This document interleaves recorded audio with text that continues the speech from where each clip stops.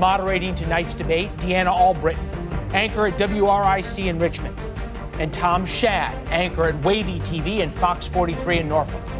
You're able to watch the debate across the country on News Nation, as well as on every television market in every county in Virginia. Now, live from Norfolk State University, it's debate night in Virginia.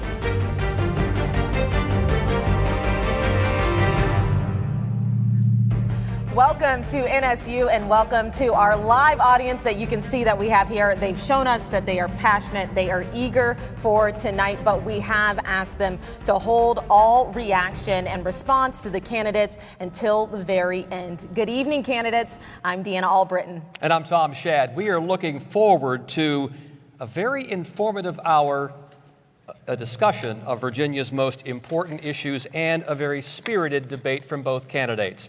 Mr. Kane, a number of Virginia-based warships have been deployed to the area over the past several months. So far, our posture has been to defend Israel.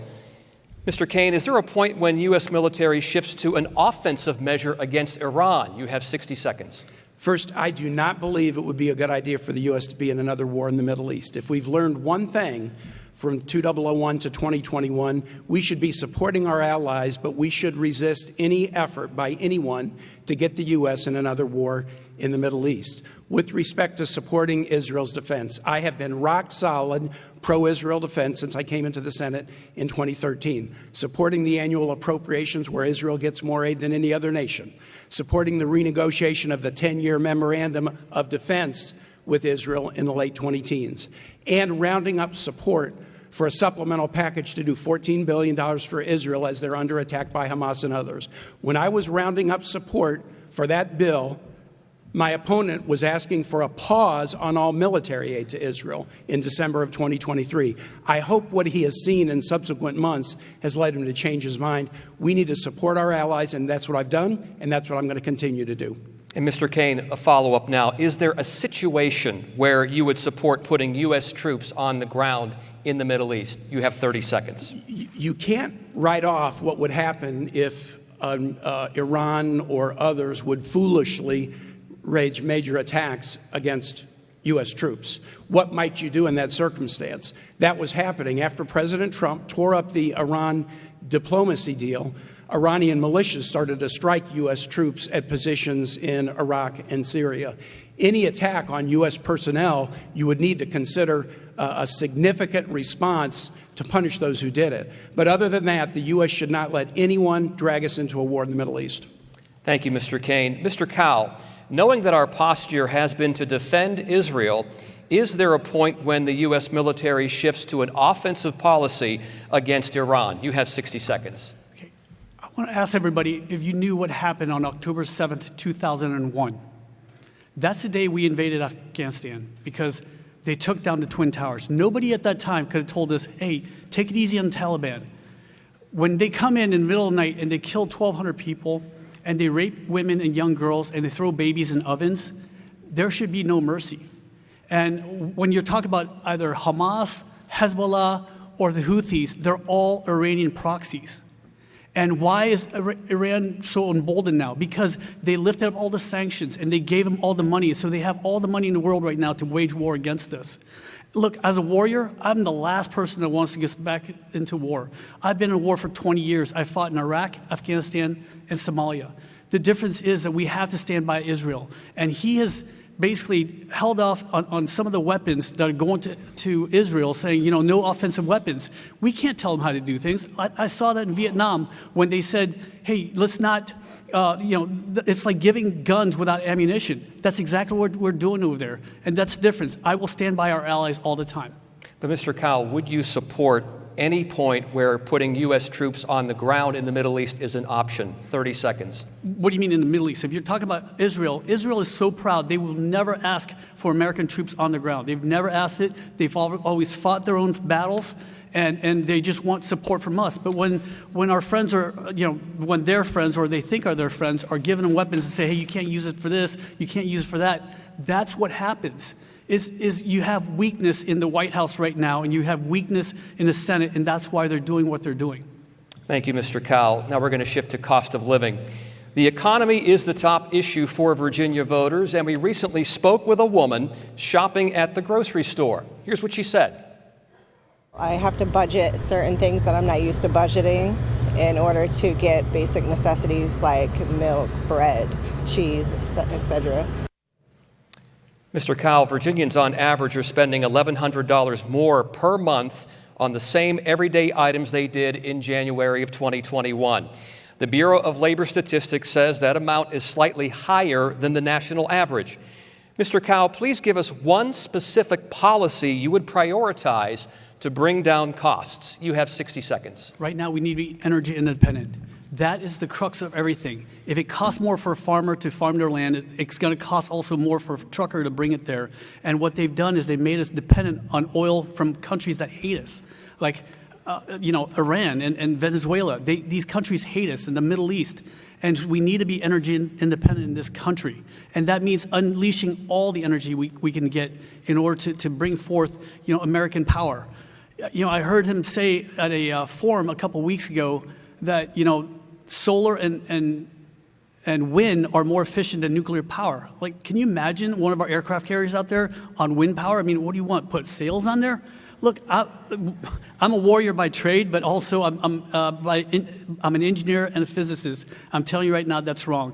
Nuclear power is the most clean and efficient form of energy out there, and we need to explore more of that in Virginia, and we need to be energy independent and stop being dependent on other countries. So to clarify, that would be your one policy, energy independence? Yes. All right, thank you, Mr. Cowell. Another follow-up now, Mr. Cowell. If elected, former President Donald Trump has promised to tax all imported items. Would you support that policy? You have 30 seconds. Why are our industries being pushed out? Basically, we put so many regulations on industry that we're forced to send it outwards. We have the cleanest practice in America, including oil production. Right? But then we push it out to other countries, and we add on this Inflation Reduction Act, and it's really clean, green energy. And what we need to do is not tax our industry here. What we need to do is tax other countries bringing in goods, because our people are getting taxed here and when they bring abroad as well. Thank you, Mr. Cowell. Mr. Kane. Mr. Cowell just criticized the economy earlier, did talk about energy independence as well.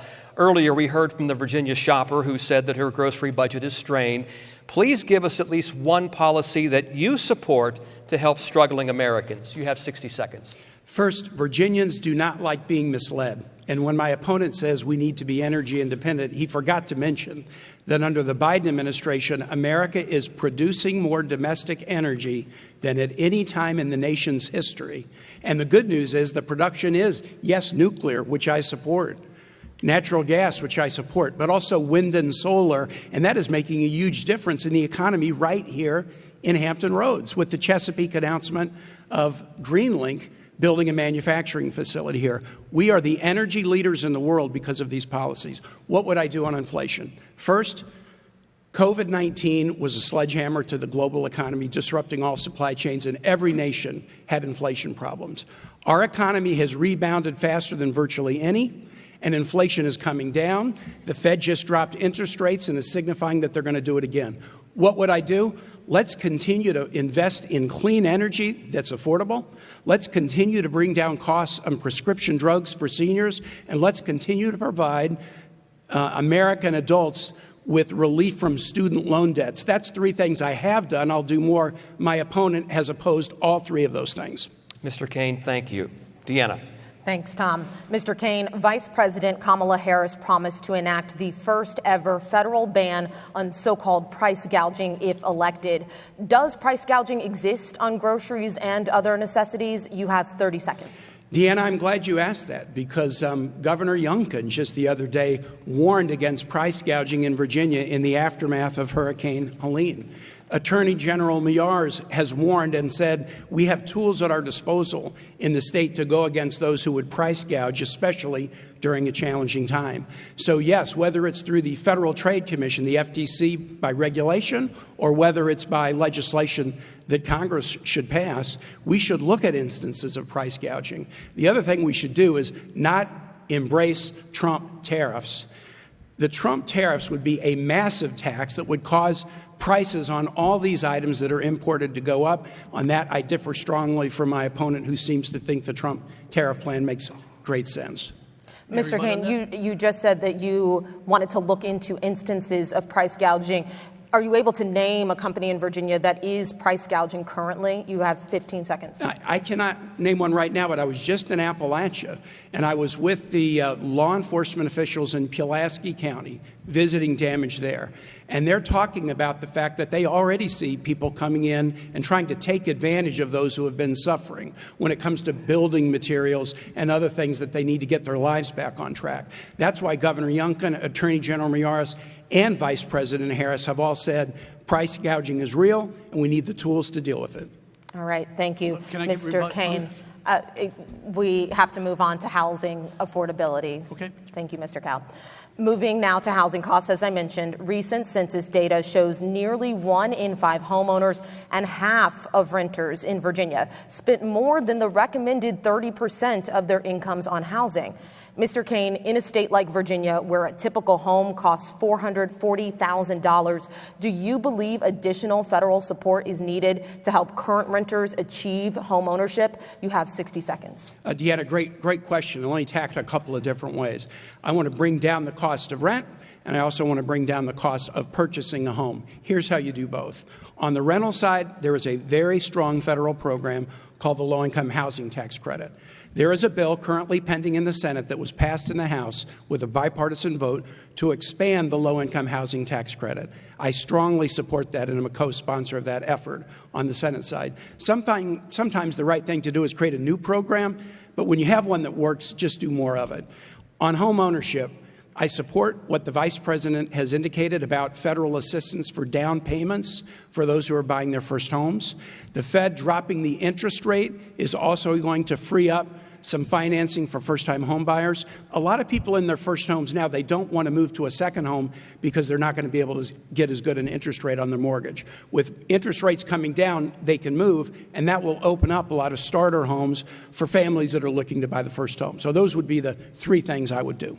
Thank you, Mr. Kane. Some of those things you named might take a bit of time to shake out, and historically several Virginia cities have ranked in the top 10 for evictions in America. So how would you help keep renters in their homes now? You have 30 seconds. Again, I think the low-income housing tax credit is the best program we have, but it is the case. Virginia has some tough landlord-tenant laws that in the past have led to high eviction rates in Virginia. We've got members of the General Assembly here, and I'm very proud of efforts that they have made in the last few years to change the landlord-tenant laws to reduce eviction rates. I think those efforts at the state level are showing success. There's other things we can do. I have a bill that would guarantee to any veteran that they could get a housing voucher so we would have no veterans homelessness in the country. So there are things at the state level that need to be done, but there's also smart federal strategies that work that I support. Thank you, Mr. Kane. Mr. Cowell, on the same subject, America is currently short 5.5 million homes. What policy would you support to increase the housing supply? You have 60 seconds. Again, one of the things we have in this, the problem we have right now is that we're paying $1 billion a day to feed and house illegal aliens in this country. We're taking care of them better than we've taken care of Americans. We need to be medevacing a lot of these Americans that are homeless right now due to Hurricane Helene. And we need to put them into the hotels and getting room service instead of giving it to illegal aliens. And my fear with what Kamala Harris wants to do with unrealized gains is if my house goes up in Zillow, you know, it's just go up in Zillow, but then I don't have that money in my pocket, and she wants to tax that. And that's exactly what's going on right now is, you know, one of the great things about being American is the freedom, and the second thing is ownership. Okay, a lot of countries don't allow you to own the lands, and what they're doing right now is they want to push you out of ownership of your home, and so only corporations and very rich people can buy it, and that's what I want to fight against. Well, Mr. Cowell, thank you so much for responding, but I'm looking to see what policy you would support that would increase the housing supply. You have 30 seconds. Again, in Northern Virginia, where I live, there's a lot of, you know, the cost of living is very, very high. But if we can build affordable housing further south and have more VREs and mass transit to bring people up there to work at these in the Northern Virginia area, then that's how we're going to solve the problem. Thank you, Mr. Cowell. Moving on now to immigration. Tom will have the next set of questions. Thank you, Deanna. Mr. Cowell, you've supported removing undocumented immigrants who have committed violent crime. Do you support mass deportation of all undocumented immigrants? You have 60 seconds. Immigration is very near and dear to my heart. When Vietnam fell, we had nowhere to go, and America had brought us in. And my parents waited in line for 7 years. We all did, for 7 years to get our citizenship. The last thing that my dad had hang over his bed when he passed away 2 years ago was his naturalization certificate. I love this country so much that I wrote a blank check up to and including my life to defend it for 25 years in Iraq, Afghanistan, Somalia, and other parts of the world. So here's my thing to anybody who wants to come here. Don't ask for the American dream if you're not willing to obey American laws and embrace the American culture, because I did. And so that's the number one criteria coming in this country. If you come here illegally, then you need to leave, especially if you're a violent crime person. We just found out last week there are 13,000 convicted murderers and 16,000 convicted rapists that came across under their watch. That's unacceptable. We need to protect Americans every single day, and that's what I did. Thank you, Mr. Cowell. But the question, do you support mass deportation of all documented immigrants? That was the question asked. You have 30 seconds to respond. If you came here illegally, you're basically screwing up the whole system. There's people that are waiting in line, like my family, for 7 years for their naturalization papers. And so you can't jump the line. I mean, if you go to Costco and you jump the line, what do you think is going to happen? And so that's the thing. You can't come here and expect the American dream if you're not willing to obey the American laws and embrace the American culture. That's what I did. All right. Thank you, Mr. Cowell. The policy of mass deportations, though, that you support, if they result in additional violence and unrest, how should the government respond? You have 30 seconds. There's violence and unrest now. Look at Aurora, Colorado. Look at all the other places in the world where MS-13 gangs are coming across. Fentanyl. It's already happening. It's already happening in our country. Deport anybody that's committing crimes right now. That's the first thing. We need to secure the border. We need to deport anybody that's already over here or committing crimes, and stop giving $1 billion a day, and that includes gift cards that they're giving them, and plane tickets anywhere, and a cell phone, and then enforce the E-Verify. If they don't get paid to do their jobs, then they will self-deport. Thank you, Mr. Cowell. Mr. Kane, since President Joe Biden took office, at least 10 million undocumented migrants have crossed the border. Would you support granting amnesty to those already in the country today? You have 60 seconds.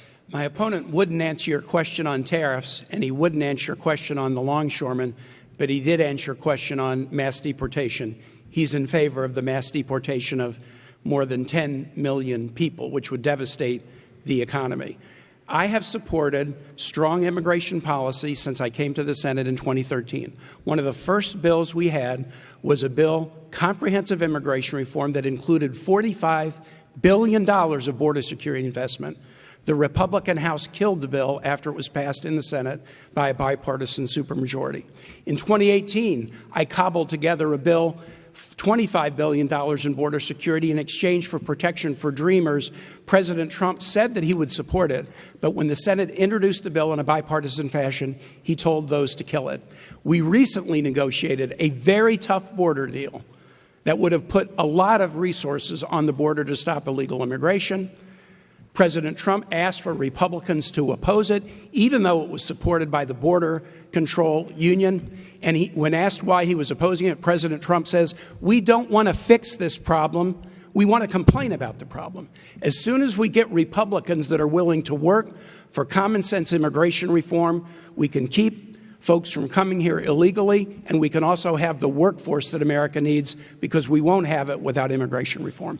Thank you, Mr. Kane. But the question was, do you support granting amnesty to those already here? I've never supported amnesty.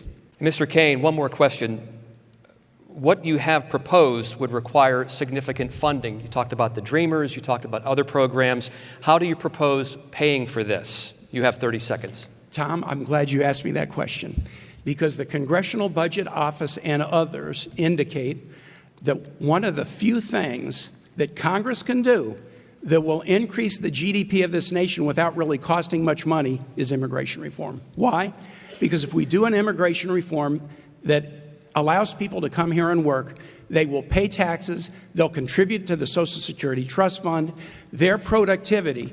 Families like my opponents and families like mine who came here from Ireland in the 1850s, they will help grow the economy. Immigration reform might be the one best thing that could be done by Congress to expand the American economy. We need to protect the border, and we need to have the workforce that America needs going into the future. Senator Kaine, you have supported the Biden administration's attempts at student loan forgiveness. So why do you believe that people who made the choice to take out student loans should receive taxpayer support to relieve their debt? You have 60 seconds. So first, let's talk about public service loan forgiveness. There have been public service loan forgiveness programs in place since the first Bush administration, but they weren't being used. And in fact, the past administration wasn't approving public service loan forgiveness. The Biden administration has taken those programs and has forgiven the loans of more than 1 million public servants in thanks for the public service they provide, whether it's in the military, whether it's teaching, whether it's working as a frontline health professional or working for a local or state government. I think that is a powerful strategy to lift costs off everyday people's shoulders and to provide an incentive for people to go into public service professions. That has been the heart of the Biden-Harris administration's loan forgiveness program, and I strongly, strongly support it. Because if you go to school and then you commit your life to public service, I think that is a very worthy cause, and I think loan forgiveness under those circumstances makes perfect sense. It's also good for the economy, because when you lift the burden off people's shoulders to pay back loans, they're able to buy a house or buy a car or spend more money in their communities. Mr. Kaine, thank you. Mr. Cowell, as of last October, the U.S. Department of Education says more than 1 million Virginians owe a collective $43 billion in federal student debt, impacting their ability to contribute to our economy. So, Mr. Cowell, how would you help these Virginians ease that burden? You have 60 seconds. Again, bring down the interest rates to zero.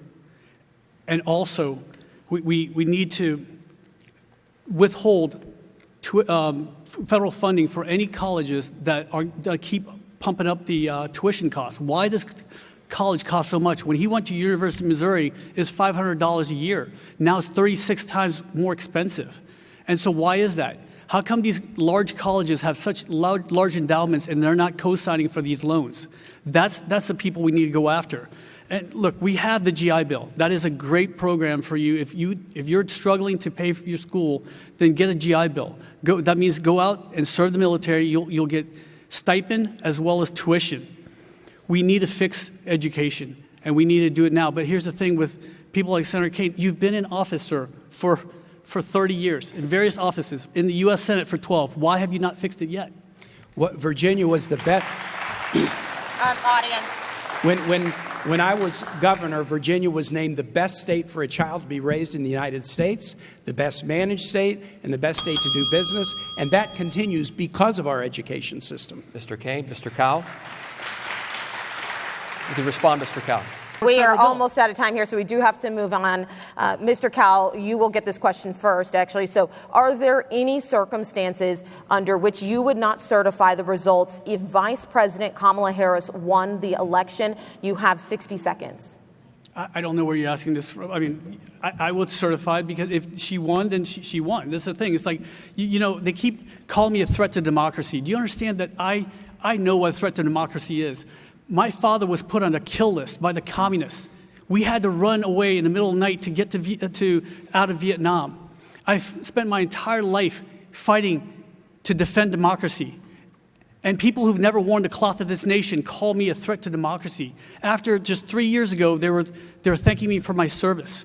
I know what a threat to democracy is. And you know what a threat to democracy is? What's happening on our border, our southern border, when 13,000 convicted murderers and 16,000 convicted rapists are coming through. What's happening on our campuses when they shout death to America. That's a threat to our democracy. Thank you, Mr. Cowell. Mr. Kaine, we have the same question for you. Mr. Kane, same question to you. Are there any circumstances under which you would not certify the results if former President Donald Trump were elected? You have 60 seconds. I'm going to certify the result. I did it in 2016 when I was on the ballot, wasn't happy about the result, conceded immediately, and certified it. I didn't try to inspire an attack on the Capitol. I don't think I've ever called my opponent a name like he's suggesting, but I do point out something about my opponent's extreme position. He has taken the position that those who attacked the Capitol on January 6, 2021, leading to death, including of law enforcement officers and others. Hold on. That's been debunked so many times. Let me finish. He has said that those individuals should not be prosecuted. They should be compensated. Those who attacked the Capitol. Thank you, Mr. Kane. We are just about out of time, so we're going to have to end that. We're going to have to go to closing statements, gentlemen. First, we will allow the candidates 30 seconds for closing statements. Mr. Cowell, you will go first, which was determined by recent polling. When Vietnam fell, we had nowhere to run to. But this great country called the United States took us in and gave us an opportunity and gave us life. I grabbed onto the American dream. I went to the top schools in the country, including the United States Naval Academy. But I spent 25 years defending that right to come here. This country has taken a dark turn, and the Democrats are turning this country into what I ran away from. And 30 year. Mr. Cowell, I need time for Mr. Kane's closing statement. We're running out of time. Mr. Kane, 30 seconds. The choice is pretty clear for Virginians. Do you want results or do you want extremism? I led my city to a renaissance as mayor that's still continuing. When I was governor, we were best state for business, best educated, best managed state. In the Senate, I've worked on powerful legislation so that we are building again with infrastructure, we're making again with manufacturing, and we're innovating again, and Virginia is leading the way. We're out of time. Thank you for joining us. Early voting is underway right now. Have a great night, everyone.